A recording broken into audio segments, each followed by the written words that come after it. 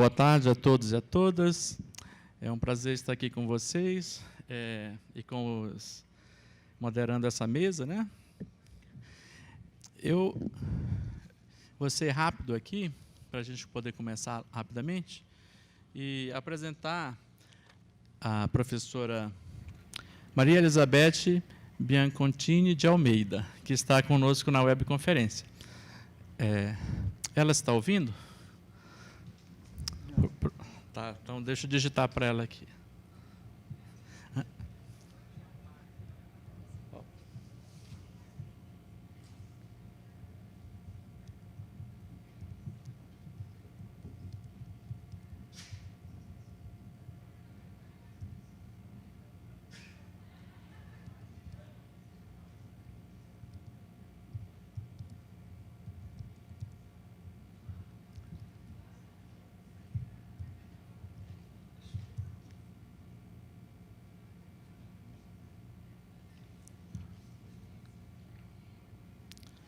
Eu não sei se ela está lendo lá.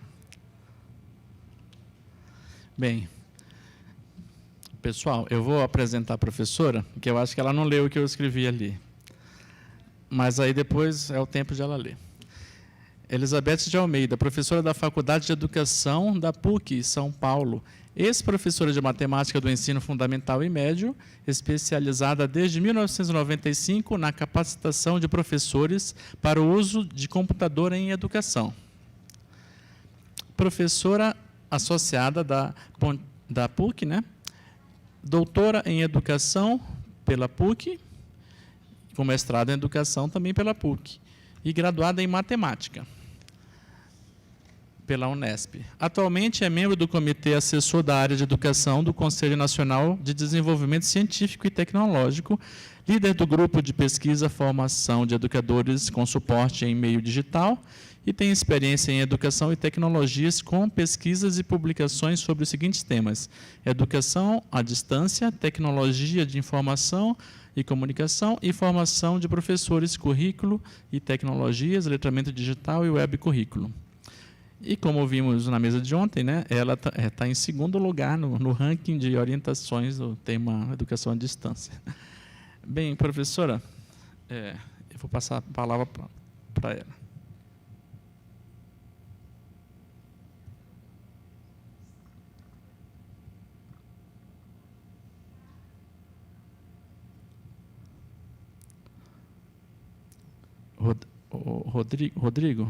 Rodrigo é o técnico que está aparecendo aqui.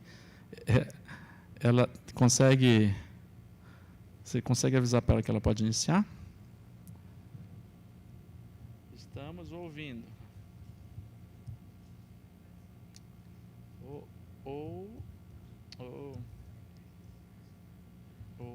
Ok, boa tarde a todos. Eu quero parabenizar a organização deste evento, por tudo que vem acontecendo esses dias, embora não esteja presente aí com vocês pessoalmente, para curtir esse momento, não é?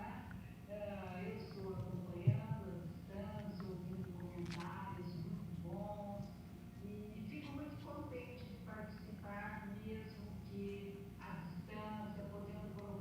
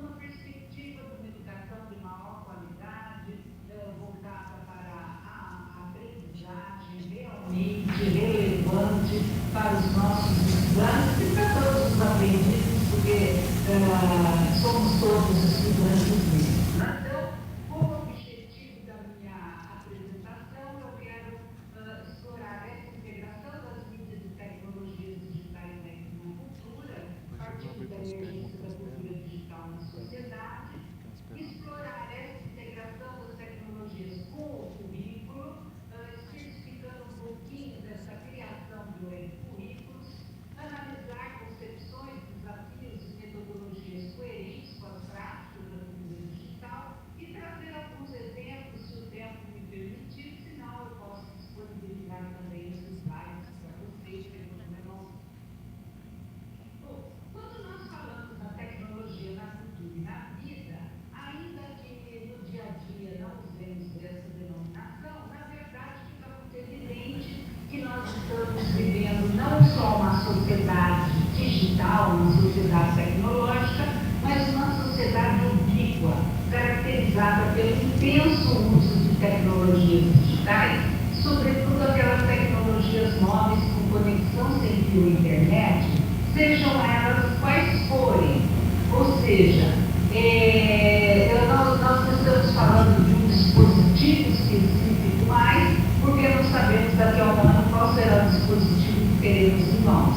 O importante é que são dispositivos móveis e que estão conectados e podem ser, então, ter uma facilidade de portabilidade, de tal modo que eles possam ser utilizados, conectados à internet em todo momento, de qualquer lugar, de qualquer contexto. Com isso, há uma incorporação muito intensa com as ações e com os comportamentos cotidianos, e isso é de modo quase tão natural que as pessoas às vezes nem pensam, nem param para pensar e tomar consciência de tudo que fazem com essas tecnologias nas mãos. Mas, para nós, isso traz aspectos muito importantes, porque os espaços virtuais dos lugares físicos vão se entrelaçando com o movimento da vida. Nós não temos mais o virtual ou o presencial, o virtual ou o físico, mas nós temos tudo isso imbricado naquilo que um filósofo italiano, que é professor na universidade inglesa, agora eu estou sem o nome dele na minha cabeça, da instituição, mas é o Luciano Floridi, ele vem falando não mais da sociedade online, mas sim da sociedade online. E isso, para a educação, traz um potencial muito grande de permitir a integração entre distintos espaços que apresentem potencial de aprendizagem, não necessariamente espaços criados com a intenção da educação, mas eles apresentam potencial de aprendizagem.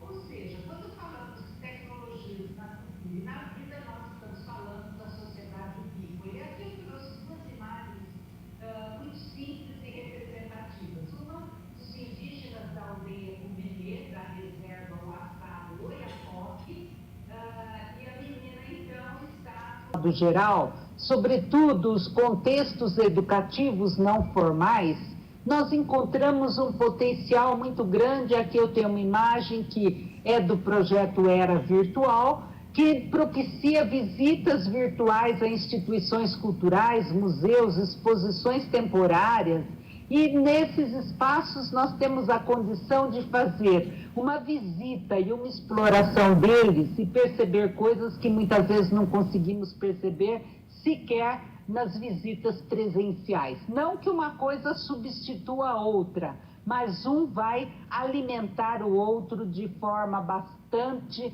interessante e que vai propiciando aprendizagens mais relevantes e significativas.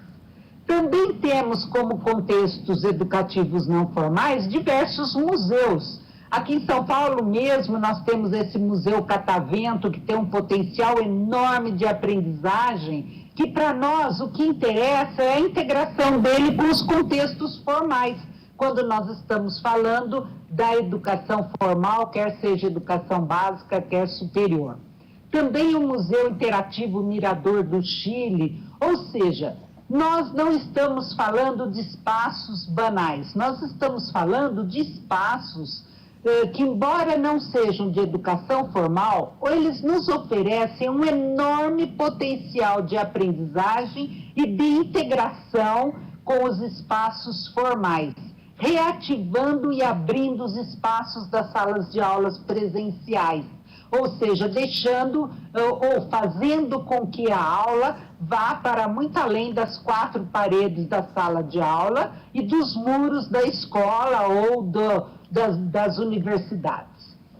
Agora, também os espaços informais, que são aqueles que não são criados com perspectiva de aprendizagem, mas eles oferecem potencial para se tornarem contextos de aprendizagem. Aqui eu trago alguns exemplos, como a Praça Dom José da Gaspar, aqui no centro de São Paulo, ao lado da Biblioteca Municipal. E esta praça, à medida que o dia passa, ou conforme o dia da semana, ela vai criando contextos muito diferenciados, desde dança, bandas, exposições, concertos de piano, e, enfim, ela oferece um potencial muito grande de aprendizagem, enquanto um contexto informal. Também Starbucks Café, que se caracteriza como ele se identifica como o espaço entre a casa e o trabalho.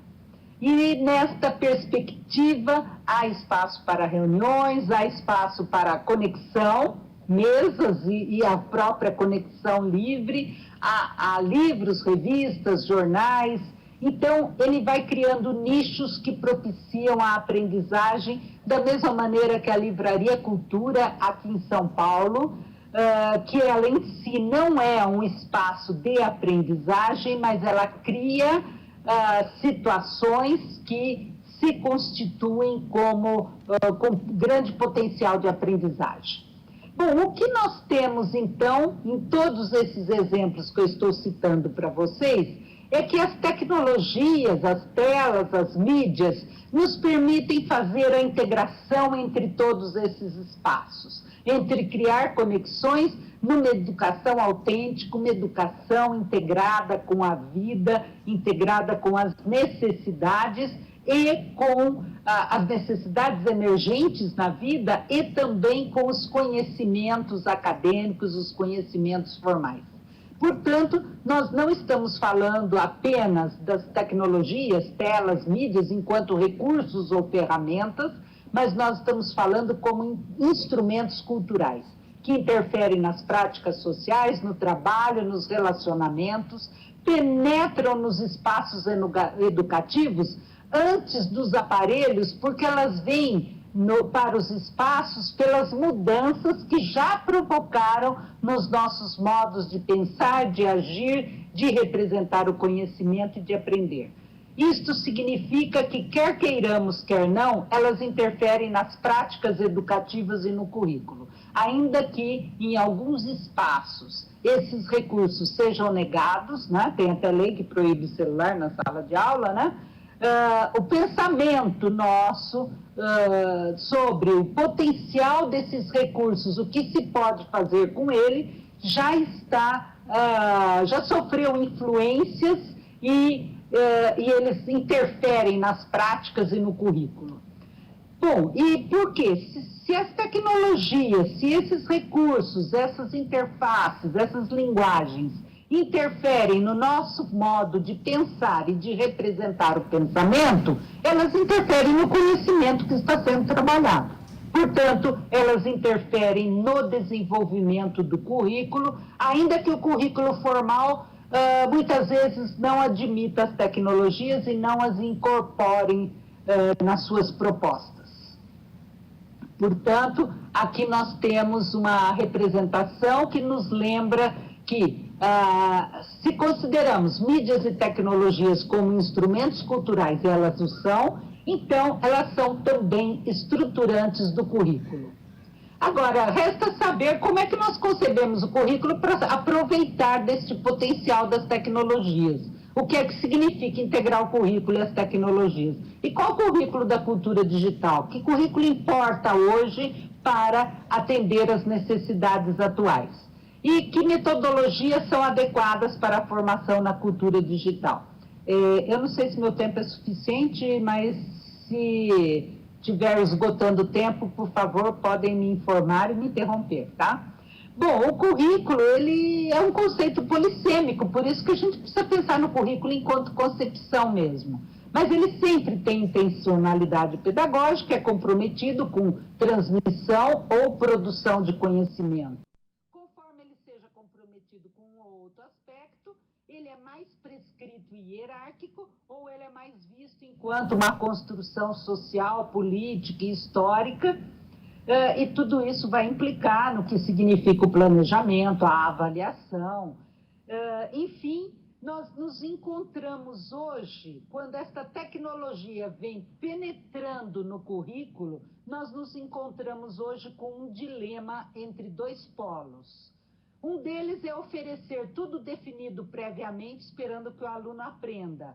Ou seja, obrigada, Rodrigo. Ou seja, nós oferecemos tudo previamente, só que agora, por meio dessas tecnologias, oferecemos em hipermídias, em recursos digitais da web, e ali tudo está previsto para o aluno percorrer da forma como alguém definiu por ele. Esse é um polo.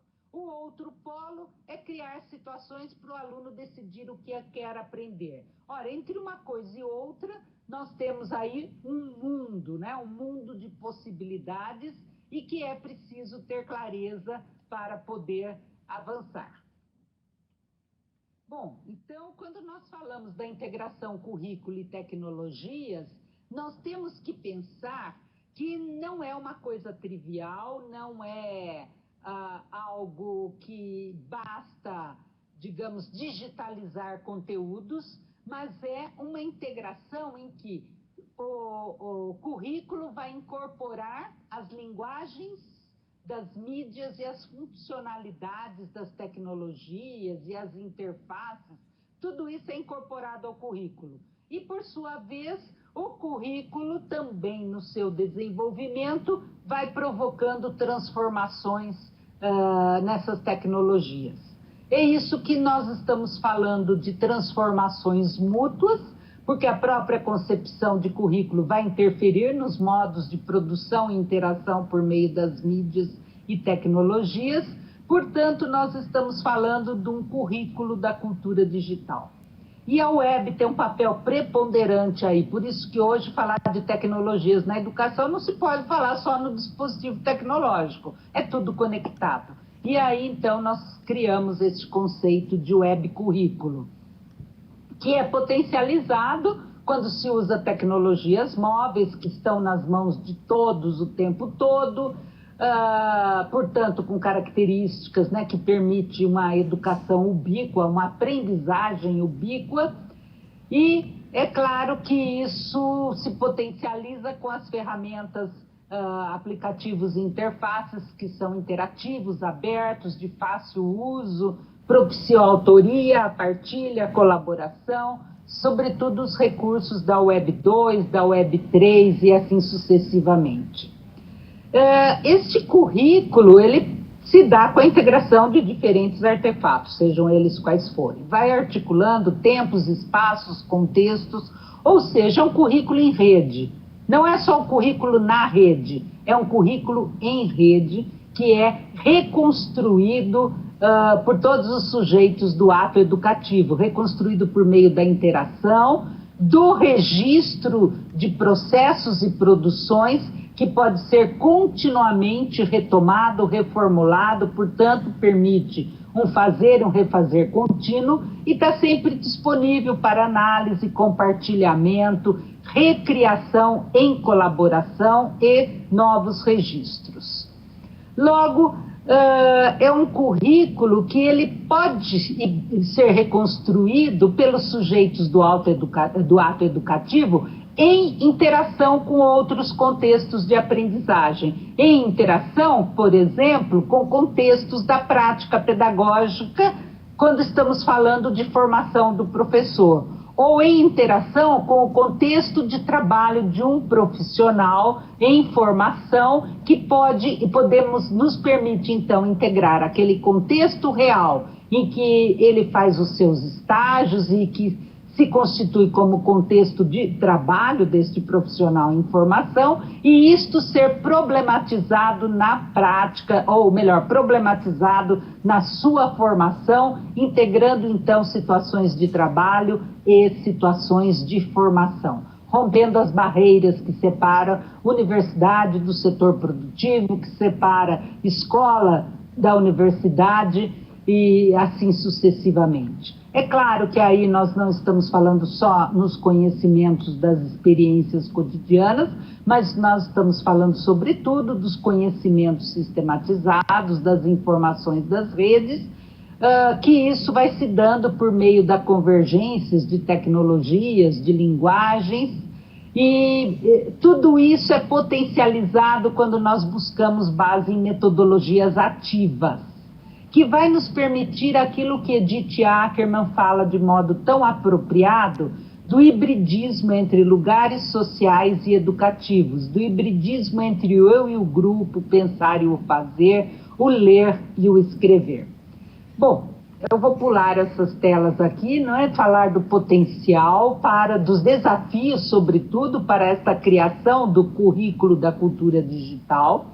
Para os professores, não é só dominar essas tecnologias, mas sim é identificar suas potencialidades pedagógicas, é ter clareza dos objetivos de aprendizagem, dos conhecimentos que são mobilizados nas atividades educativas, tanto aqueles que fazem parte das intenções prévias, como aqueles que vão emergindo, de orientar o aluno nessa exploração das fontes, de selecionar as fontes, não é? Mas é fundamental que o professor saiba criar, mobilizar e gerir situações de aprendizagem e promova a aproximação crítica do aluno com a realidade e o trabalho, então, nesses distintos contextos. Ora, isso muda um pouco a concepção de formação convencional, o que para nós é uma grande oportunidade, porque nós estamos hoje, né, diante de uma reformulação curricular da formação de professores, e isso então pode ser repensado como uma formação que torna indissociável a teoria e a prática, quer dizer, estabelece a articulação forte entre elas, que também integra diferentes contextos de educação formal, não formal e informal, que trabalha com uma formação integral e cidadã, amplia e flexibiliza a concepção de trabalho. Isso só é possível por uma ampliação e flexibilização da própria concepção de trabalho e também diante de uma visão transdisciplinar e de interdependência. Bom, é uma formação que se dá por meio das redes, e que vai integrando tudo, as tecnologias, os contextos, os conhecimentos, nos processos de aprender e ensinar e, claro, no currículo. Isto significa que, mais do que transformações nos métodos que já foram tão falados há tanto tempo, a formação demanda novas concepções de currículo, e também, claro, de espaços formativos, não? Bom, e aqui eu tenho, então, alguns exemplos que eu não precisaria citá-los, haja visto que eu acho que o nosso tempo já está passando, então eu vou passar rapidinho por eles, né? Como games, gamificação, REA, os portais de educação, tem muitos deles excelentes, os MOOCs, as linguagens de programação, as ferramentas de autoria, e aí algumas situações, né? Por exemplo, o ensino de geografia, que vem mudando tanto, né? E a formação de profissionais desta área, com o uso de recursos de geoprocessamento, aí está um exemplo, né, do Google Earth, a produção de aplicativos para celular. Muitos professores de filosofia e sociologia estão trabalhando com o WhatsApp, aí eu trouxe até um exemplo que é desenvolvido na Federal da Paraíba. O trabalho com linguagem de programação para aprendizagem não só de conceito de programação e da própria programação em si, associada com o desenvolvimento de habilidades de resolução de problemas. Essa questão da linguagem de programação é preciso ter cuidado para não ficar só massageando códigos e que se possa ir além de linguagens específicas. As linguagens passam e o importante para nós é desenvolver habilidades de resolução de problemas, o raciocínio lógico, o trabalho com distintas linguagens. Também o trabalho com narrativas multimídia de aprendizagem propicia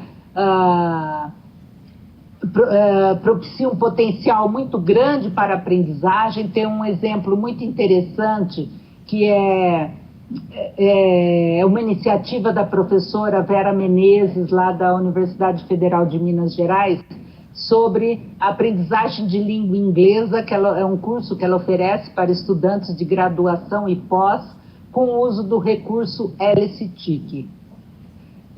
E também produção de narrativas digitais com alunos de graduação, mestrado e doutorado, que é uma atividade que nós temos desenvolvido aqui na PUC São Paulo durante vários semestres letivos com nossos alunos, e que tem trazido um potencial muito grande, como nós temos aqui alguns exemplos, como esse que o aluno fez a sua narrativa utilizando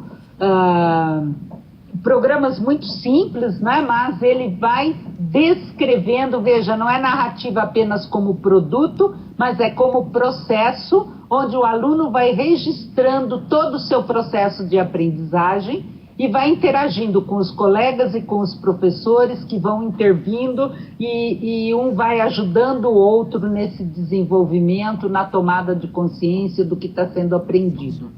Aqui é um outro exemplo de narrativa que a aluna fez no Prezi, aqui também. E, enfim, nós temos, assim, um conjunto de coisas que podemos dialogar com vocês, mas que o mais importante nesse momento, acho que é ouvir as outras apresentações e poder dialogar com todos. Agradeço muito, agradeço ao Daniel esta oportunidade, porque realmente eu não tinha condição de viajar hoje para São Carlos, e pude colocar aqui algumas ideias para todos os presentes. Muito obrigada a todos e que esta atividade possa se dar de uma maneira muito significativa para todos nós.